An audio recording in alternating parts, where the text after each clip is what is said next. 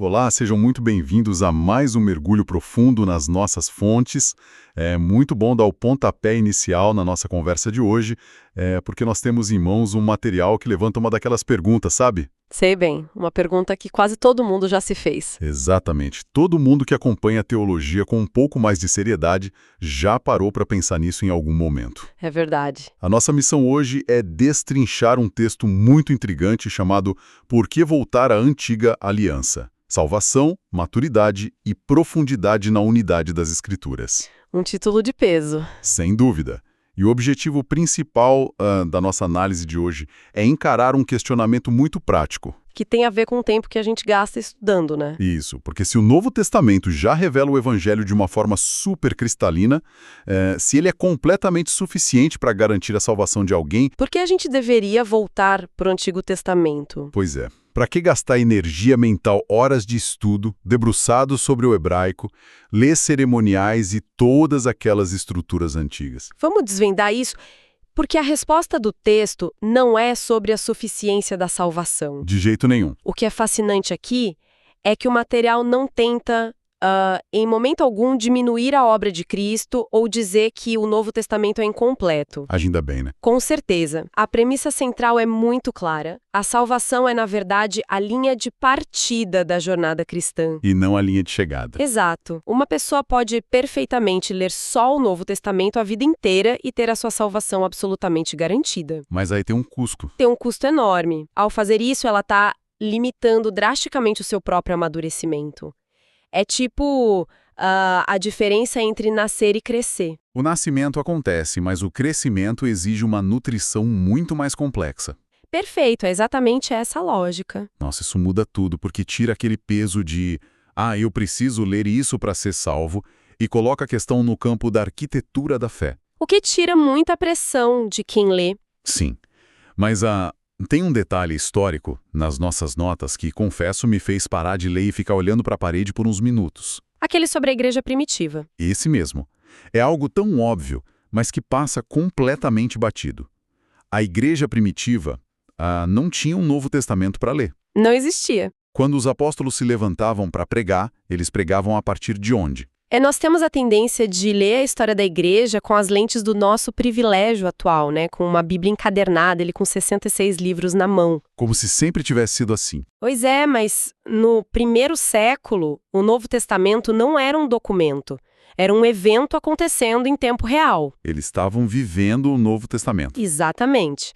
Então, quando os apóstolos queriam provar quem era o Messias, a fonte nos mostra que eles recorriam exclusivamente à lei, aos profetas e aos salmos. A base de toda a pregação apostólica era o Antigo Testamento. A única base que eles tinham. Eu entendo esse ponto histórico, mas eu imagino que alguém acompanhando a nossa análise agora possa pensar uma coisa. O que, por exemplo? Espera um pouco. O próprio livro de Hebreus não diz que a antiga aliança se tornou obsoleta com a chegada de Jesus? Ah, sim, essa é uma dúvida clássica. Porque se a própria Bíblia diz que o que é velho está pronto para desaparecer, por que eu deveria voltar para algo que já caducou? Como o autor reconcilia essa tensão? Essa é a grande questão, e a analogia que o texto traz é muito brilhante. Pense no seguinte. Manda. Ignorar o Antigo Testamento é o equivalente a entrar no meio de uma conversa muito complexa. Sabe quando você chega atrasado numa roda de amigos? Sei, pegar o bonde andando? Isso. Você escuta apenas a resposta final sem nunca ter ouvido a pergunta que foi feita. Nossa, que margem excelente. Sim, o sistema sacrificial e as leis cerimoniais como meios de justificação se tornaram obsoletos porque Cristo os cumpriu. Mas o Novo Testamento não anula o Antigo, ele o pressupõe. Ele assume que quem está ouvindo já entende a linguagem, né? Exato. Entende a gravidade, o vocabulário que foram construídos ao longo de milênios. Jesus, por exemplo, explica a si mesmo no caminho de Emaús em Lucas 24, usando o quê? Moisés e os profetas. Paulo constrói o argumento monumental do livro de Romanos, fundamentado lá em Gênesis. E o livro de Hebreus que a gente acabou de mencionar é um tratado teológico que simplesmente não tem como ser compreendido em sua plenitude se quem lê não tiver uma base sólida em Levítico. É impossível. Tentar entender Hebreus sem conhecer Levítico é como ler o gabarito de uma prova de física quântica sem nunca ter assistido a uma aula. Você sabe que a resposta é X, mas não faz a menor ideia do porquê. Perfeito. Aqui é que a coisa fica muito interessante, porque o material que a gente está analisando faz uma distinção crucial entre declarar uma verdade e dramatizar essa verdade. Essa diferença é fundamental. Para quem já conhece a teologia básica, nós sabemos que Jesus é o mediador e sabemos que o pecado é ruim. O Novo Testamento declara isso. De forma bem direta. Mas o autor argumenta que o Antigo Testamento é o palco onde Deus dramatizou esses conceitos.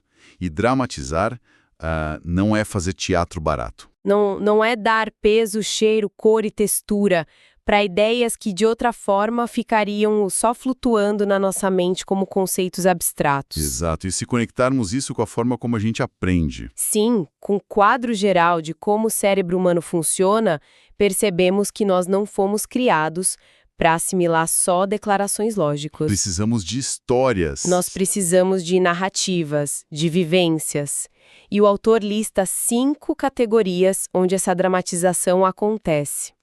A primeira delas é o peso do pecado. E hoje nós tratamos o pecado quase como um deslize moral, né?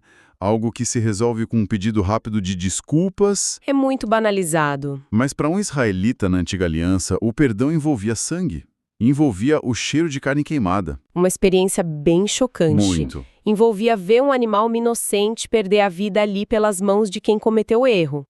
Havia uma visceralidade que não nos deixa tratar o perdão como algo barato. Nossa, isso tira o conceito de perdão daquela caixinha higienizada que nós criamos. E o autor conecta isso imediatamente com a gravidade da santidade, que é a segunda categoria. Que também perdeu muito do peso hoje em dia. Sim, eu achei essa perspectiva fascinante, porque para muita gente santidade é só um adjetivo. Deus é amoroso, Deus é justo, Deus é santo. Mais uma qualidade na lista. Isso. Mas o texto lembra que lá atrás a santidade tinha uma geografia perigosa. Uma geografia literalmente letal. O Santo dos Santos não era uma ideia, era um quarto escuro no meio do acampamento onde, se você entrasse de forma leviana, você caía morto. É o que a tradição histórica nos conta, né? Sobre a necessidade de extremo cuidado ao se aproximar da presença divina. A santidade era encenada como uma força avassaladora. E isso nos leva à terceira categoria da dramatização, que é o custo da mediação. E tem tudo a ver com o sumo sacerdote. Exatamente. Como você disse para uma audiência que já entende que Jesus é o mediador, muitas vezes o conceito soa como uma brecha jurídica. Jesus é nosso advogado e pronto. Uma visão bem burocrática. Pois é, mas quando a gente olha para a figura do sumo sacerdote no Antigo Testamento, a gente vê o pavor e a responsabilidade esmagadora de carregar os nomes das tribos no peito. De se colocar entre um Deus perfeitamente santo e um povo terrivelmente falho. O Novo Testamento nos diz quem é o mediador. O Antigo nos mostra o terror de precisar de um. Essa frase muda completamente a figura. E a fonte não para nas questões do templo. Ela expande para a jornada inteira da nação, que é a quarta categoria. O processo da formação. Isso. E o palco dessa dramatização é o deserto. O famoso deserto. O deserto não foi apenas um erro de GPS que durou 40 anos. Com certeza não. Foi um ambiente controlado, uma fornalha pedagógica. O autor usa uma expressão ótima: tirar Israel do Egito levou uma noite.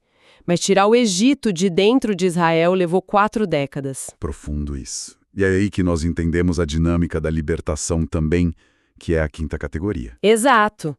O evento do Êxodo dramatiza a libertação de uma forma física. Deixar um império opressor para trás, atravessar um mar que se abre, ver os inimigos sendo engolidos pelas águas. Tudo isso foi orquestrado para que séculos depois, quando o Novo Testamento falasse sobre sermos libertos do império das trevas, os cristãos não pensassem nisso só como uma troca de status num papel. Mas como uma fuga literal de vida ou morte. E sem essa bagagem, a teologia cristã corre o risco de se tornar uma filosofia desencarnada, apenas um conjunto de boas ideias morais. E é exatamente por ignorar essa bagagem que, segundo as nossas fontes, a igreja acaba caindo em abismos bem perigosos. O texto faz questão de mapear 2 extremos que destroem a maturidade. O primeiro abismo é a decisão deliberada de não voltar, de ficar só com o Novo Testamento, viver do básico e achar que está tudo bem. O que gera um problema estrutural sério. O autor alerta que isso gera uma fé simplificada ao extremo e a perda de toda a dimensão pactual. A pessoa não entende que faz parte de uma história de milhares de anos. E qual a consequência mais prática desse primeiro abismo? A vulnerabilidade. Quando uma comunidade cristã perde essa base estrutural de onde a fé nasceu, ela perde o seu sistema imunológico teológico. Fica doente com qualquer coisa. Fica extremamente difícil interpretar textos densos das cartas de Paulo, de Pedro ou o livro de Apocalipse, por exemplo, e isso abre as portas para modismos. É a famosa teologia de micro-ondas. É como alguém que não sabe absolutamente nada de culinária e de repente fica maravilhado com um jantar de micro-ondas, achando que é alta gastronomia. Que analogia perfeita! Se você não conhece os ingredientes fundamentais, as bases históricas da teologia, qualquer teoria nova, brilhante e empacotada com um laço bonito que aparece na internet, parece um prato digno de estrela Michelin. A pessoa é levada por qualquer vento porque não tem raízes profundas. Se conectarmos isso com o quadro geral, sem a âncora do Antigo Testamento, a fé flutua ao sabor da cultura contemporânea. Sim, mas o material é muito equilibrado porque ele bate com a mesma força no extremo oposto. Perigo de voltar. Voltar, mas voltar sem Cristo. E é aqui que o texto introduz o risco da judaização e de uma fascinação cultural sem discernimento espiritual. Espera para a gente ter certeza de que estamos todos na mesma página. O que exatamente a fonte quer dizer com judaização nesse contexto? Porque soa como uma palavra bem forte.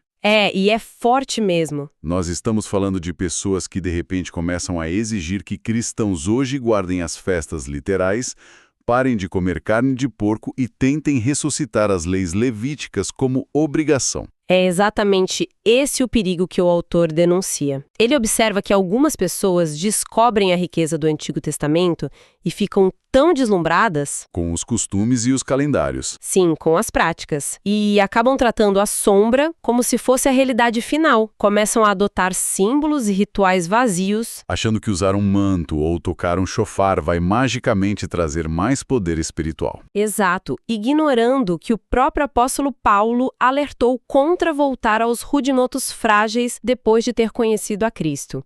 O texto é bem enfático. A Bíblia tem sim uma matriz hebraica. Mas para nós hoje essa matriz precisa ser estritamente cristocêntrica. Estritamente. Ou seja, nós precisamos entender a mentalidade hebraica para compreender melhor quem Jesus é e o que ele fez. E não para ficar brincando de israelita do primeiro século. A lente tem que ser sempre o Cristo crucificado e ressurreto. A gente volta lá atrás para olhar para frente com mais clareza. E é aqui que a nossa análise chega no ponto mais nevrálgico de todos. O diagnóstico da igreja atual. Isso, o diagnóstico que o texto faz do estado atual das coisas, especificamente mencionando a igreja no Brasil. O autor usa palavras que, honestamente, me deram um frio na barriga. São bem duras. Ele diz que o ambiente sofre com muita emoção e pouca arquitetura. E muita declaração e pouca compreensão histórica. É um diagnóstico que exige muita honestidade intelectual de quem lê. A emoção, por si só, não é ruim, mas ela é instável. Muito instável. Um ambiente baseado puramente em experiências emocionais de fim de semana cria dependência de estímulos constantes. Quando o autor fala em arquitetura, ele está falando de vigas de sustentação. Estrutura mesmo. Sim, a compreensão histórica da redenção não causa necessariamente arrepios na pele ou lágrimas nos olhos todos os dias. Mas é ela que segura o edifício inteiro em pé quando a tempestade atinge, seja o sofrimento, a dúvida ou uma tragédia pessoal. Exatamente. É a arquitetura que te mantém firme. E o que traz uma credibilidade imensa para esse argumento é que o autor não está apontando o dedo do alto de um pedestal, ele compartilha a própria jornada ao longo das notas. Uma postura muito humilde. Muito. Ele diz que tem 26 anos de evangelho caminhando para 27 e confessa com muita vulnerabilidade que durante grande parte dessas quase 3 décadas ele resistiu a estudar a Antiga Aliança. Achava que era literalmente uma perda de tempo. Essa confissão revela muito sobre a psique da nossa época, né? Revela que nós vivemos sob a tirania do pragmatismo e da eficiência. Nós queremos o resultado final. A lógica dele era a lógica de muitos hoje. Se a cruz já resolveu o problema, por que eu vou gastar meses da minha vida lendo sobre as dimensões de um tabernáculo ou sobre reis que viveram milênios atrás? Soa muito arcaico. E há um bloqueio psicológico muito real aí. Muitas pessoas tentam ler Levítico ou Números e não sentem nenhuma conexão emocional imediata. Ficam frustradas, culpadas e abandonam a leitura. É o padrão comum. E como foi que essa ficha caiu para ele?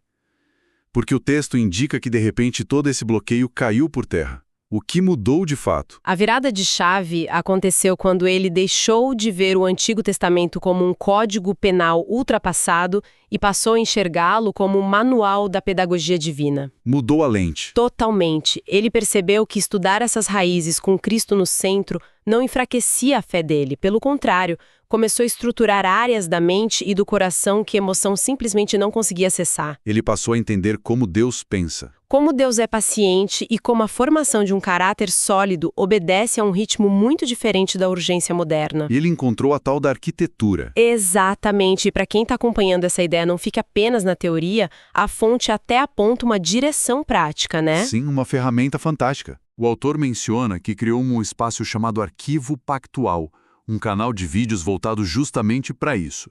E ele usa um termo muito específico. Ele diz que o foco lá é estudar as parashotes. É um termo hebraico e, para desempacotar isso, as parashotes são as porções semanais de leitura da Torá, que é uma tradição antiquíssima de dividir os primeiros 5 livros da Bíblia em ciclos de estudo ao longo do ano. É um ritmo de aprendizado contínuo. E o que ele propõe com esse recurso não é de forma alguma converter cristãos ao judaísmo. O propósito é mergulhar nessa mentalidade original. Entender a pedagogia. Isso, usar cada texto, cada sacrifício e cada promessa como um holofote que aponta diretamente para a obra consumada de Jesus. É a união perfeita entre o alicerce hebraico e o telhado cristão. Então, o que tudo isso significa para nós, no fim das contas? Sintetizando tudo que a gente viu aqui. Vamos ao resumo. O Novo Testamento é, sem sombra de dúvida, suficiente para salvar. E que bom que é assim. A salvação é pela graça, não por um diploma em teologia do Antigo Oriente Médio. Seria terrível se fosse. Mas a Bíblia inteira é necessária para nos amadurecer de verdade. O texto tem uma frase final que é quase poética e resume tudo de forma brilhante.